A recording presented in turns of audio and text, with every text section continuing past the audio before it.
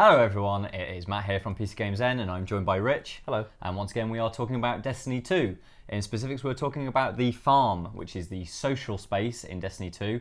You may have seen that IGN are currently doing an IGN First series looking at all sorts of things from Destiny 2, and the first thing they've shown is a little bit more about this new social space.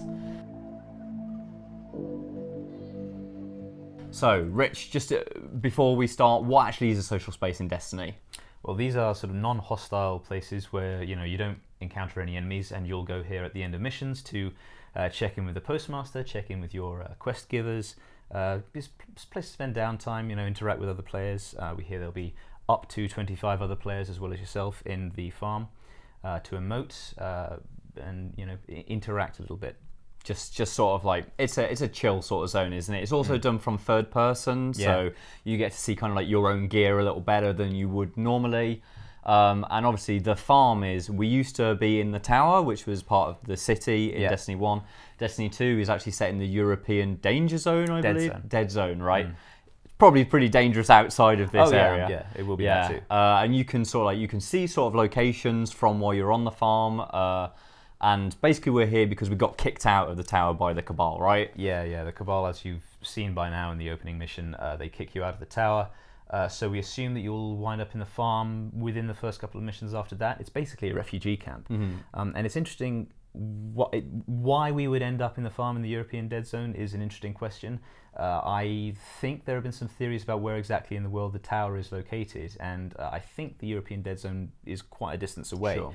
So why would we end up there? I think there might be a hint in the Skybox.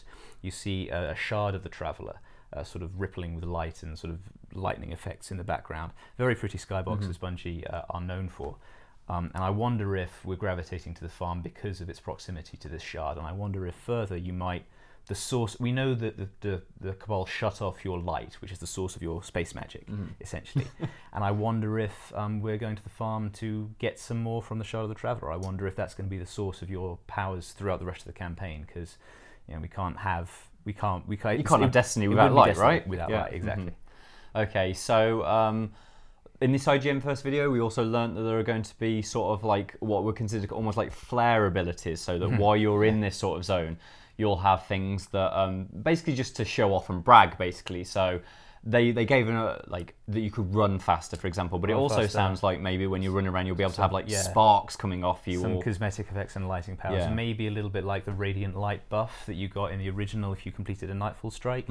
Just that kind of a thing to show off, I've done this, we don't know obviously what the achievements will be for doing that kind of a thing, but there was an implication that it's stuff that you might be able to do within the tower, so within the farm rather. So I mean there are these drones which fly around. I'm wondering if maybe we could jump on those and have them fly us to certain places within the farm. That would be fun. That'd be really cool. And obviously as you walk around the farm there are lots of... winning a football match. Yes, so exactly what I was about to get onto is that you can walk around the farm, you can see all sorts of things. There's going to be all sorts of NPCs that are kind of doing odd jobs. We get to see sort of like people building almost like what look like drones and stuff like that.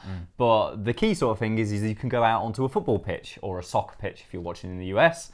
And yes, it's a fully scored football match, isn't it? Yeah. So that there were footballs, physics-enabled footballs in the original tower, which you could kick around. But now they've actually added 2 goals on either side of a field, and there's little spark effects and things when you manage to strike the ball into a goal. So I imagine if you're waiting for someone to turn in a quest or get something out of the vault, you and your fire team will just sort of organise a spontaneous football match, which could be good fun. And like we say, if you win one of those, maybe you'll get a cosmetic effect or something. It's possible. Sure.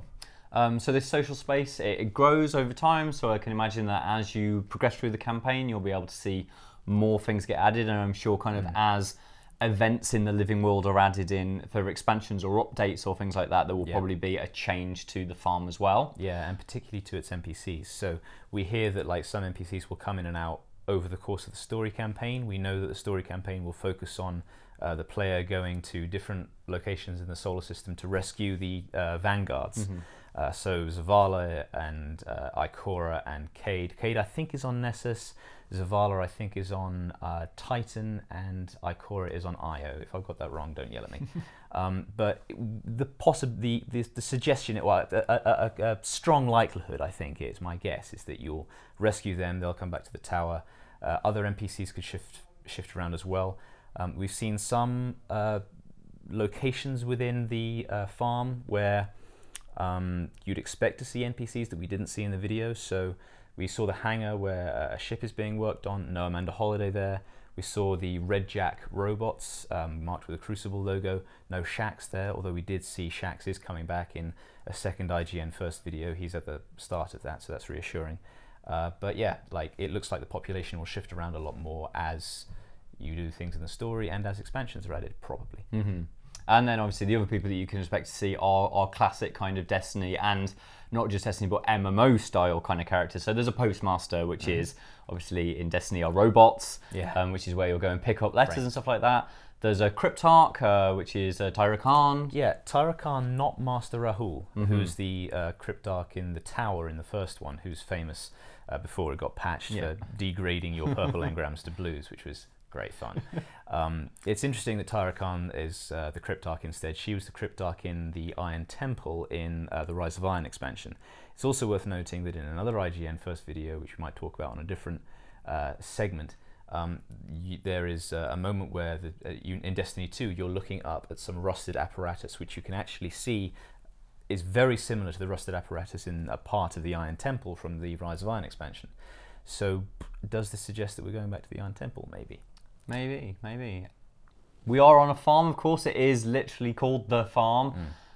So chickens are confirmed, which is wonderful. Chickens are confirmed. I'm kind of hoping that we'll see lots of other kind of animals. Maybe as kind of like life goes on, we get more animals to be our friends on the farm. You know, maybe so like we rescue a sector later on in Europe and we can get some cows. DLC number 1 is sheep. Yes, But that's everything we know. That's everything that IGN have shown. Obviously, we will know more about the farm when we actually get to go there in the beta, which if you're on PC, which I assume you will be late August. If you're playing on PlayStation, if you've got one of those hidden away in a room for some reason, you can play that this month as well. But until next time, do please give us a like and a subscribe if you enjoy our Destiny stuff. Keep watching on the channel, and until next time, good luck and have fun.